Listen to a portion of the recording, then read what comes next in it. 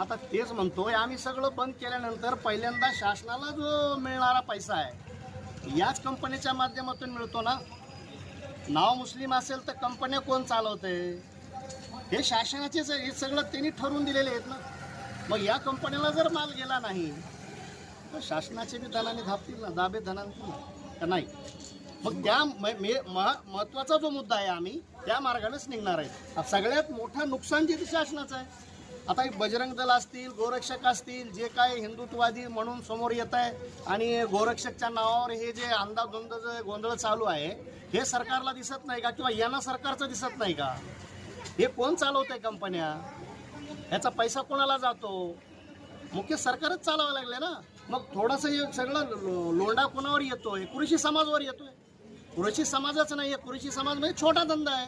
शेतकऱ्यांच्या छोट्या मोठ्या जनावरांपासून करणारा धंदा छोटा धंदा. सगळ्यात मोठा व्यवसाय जर असेल तर सरकारचाच आहे. हे जनतेला कळलं पाहिजे, हिंदुत्ववाद्यांना माझ्या बांधवाला हे कळलं पाहिजे.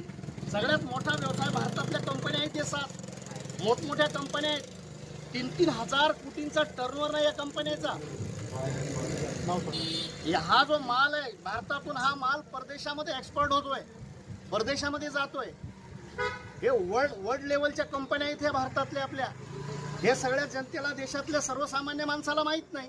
उठलं की सोडलं कुरेश समाज, कुरेश समाज, कुरेश समाज. आणि कुरेशी समाज एकदा हाच व्यवसाय करत नाही. या बाजारहून त्या बाजारला माल नेणारा समाज आहे. शेतकरी आणि कुरेशी दोघांचा माल नेतात. जनावराला बाजारला वाहतूक कोणाची होती? दोघांची. उठले की सुटले हे बजरंग दलवाले जनावरांची अडवणूक करतात, त्यांची लूटमार करतात, मॉबलिचिंग होते, पोलीस त्यांना मदत करते, गोशाळेमध्ये नेतात, गोशाळेतून पुन्हा त्या याच्या गोरक्षकांनी बाजारात आणतात, पुन्हा बाजारात विकतात. हा एवढा मोठा फ्रॉड व्यवसाय शासनाच्या निदर्शनास आहे. असं असताना बरोबर शासन जर त्याच्याकडे लक्ष देत नसेल तर फार दुर्दैवी गोष्ट आहे.